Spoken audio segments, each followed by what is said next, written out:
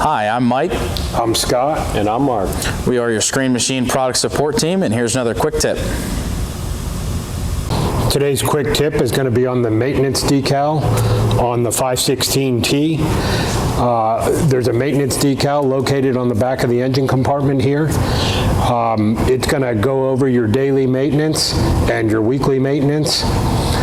Basically, it'll give you component locations on the picture, and then down below in the ledger, it's going to give you the component name, referencing that number, how many items there are to service, and how much, say, grease to put in that location if it's a greasable location.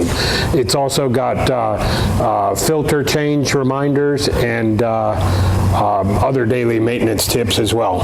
It's a good item to practice using daily.